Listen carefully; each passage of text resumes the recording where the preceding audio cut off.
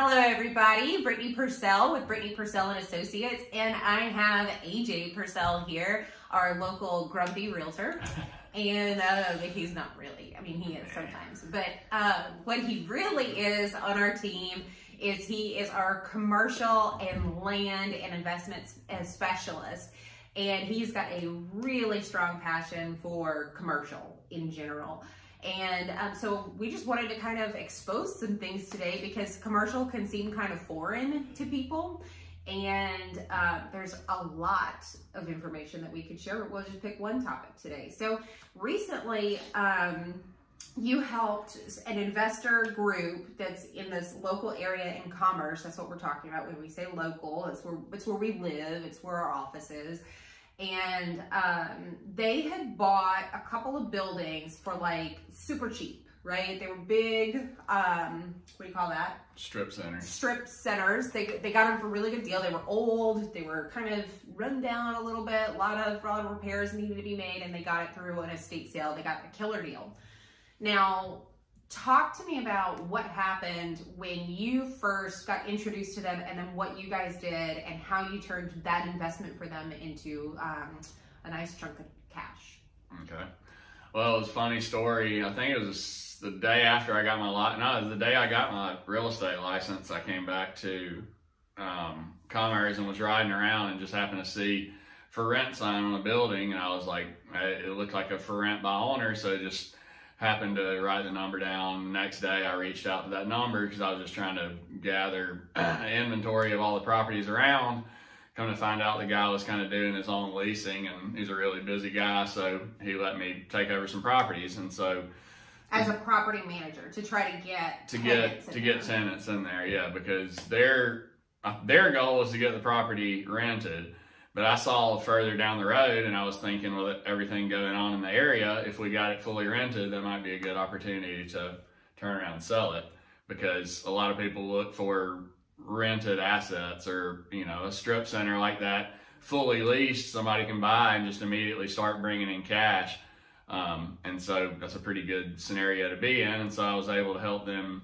And the reason they got such a good deal, that strip center had a lot of vacancy. And so that's what people look for. If your commercial property has a lot of vacancy, then they're going to want a deal because it's not bringing in immediate income. Which is interesting because that's very different from residential real estate. In residential real estate, it does not matter if there's somebody in that house or not in that house, rented, whatever. The value is the value is the value. Yeah.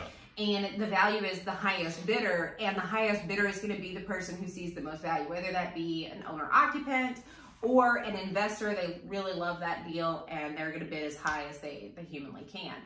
That's what creates value in residential. But commercial, most likely nobody's going to park. I mean, they might park their business there, so move in, sort of, but they also may just buy it as an investment property.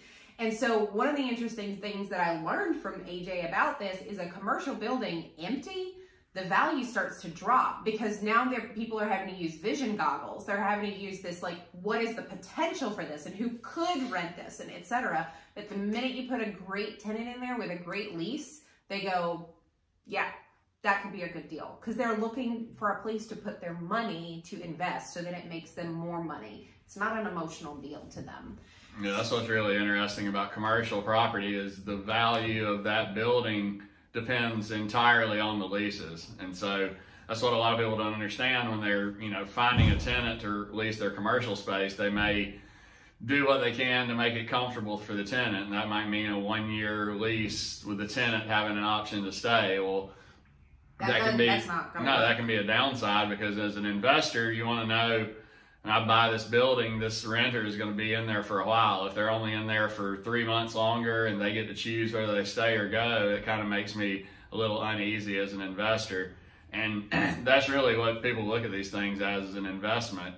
The shopping center that I was able to sell, I believe the net income on it was around $70,000 a year. So if somebody paid cash for that building, it would pay for itself in 10 years. It would pay itself off because it was getting over a 10% return. And that's what they look at as I park my money in this commercial real estate, the value of the property will go up and it will return my money, much like an investment in the stock market or anything. And so that's that's what these guys look for, is somewhere they can park their money that's already generating income. Fantastic. So, if you find yourself wanting to buy or sell your commercial property, I would advise, as somebody who's been in the business for 13 years and sold a lot of real estate, I would want to know that I have somebody by my side that knows how to run these numbers, they know how to look at these leases, and they know how to spot the things that he just talked about.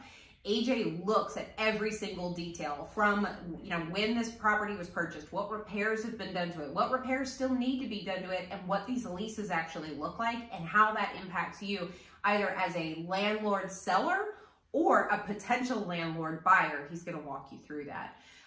And so is there anything else, as far as those type of commercial investments that you wanted to add for anyone listening today? The only other thing I would say that we do very well is making sure when you get a tenant, it's a quality tenant, because so many people have horror stories of renting properties, and most of the time it's got to do with a bad tenant, whether it's residential or commercial. People are like, I don't ever want to rent again. But that's normally because they got a bad tenant they got a bad tenant to begin with, and that's the worst thing, is if you have to build out a property for somebody and they stay for 6 months and fail. So that's also what's important. The reputation of a property can entice an investor. So getting good quality tenants in there, taking care of it, that's stuff that people look for too. Aside from price, is if it's got good quality tenants in there, that can help. And that's a process, by the way. That is not a gut feeling. That is not, I really like this person, I've known him since high school. It's none of those things. It is a stringent screening process, and for us to look at also their business's record, their business's, the type of business, all kinds of things go into that. So thank you, AJ, for sharing that with us today. Sure. We really appreciate your time. No problem.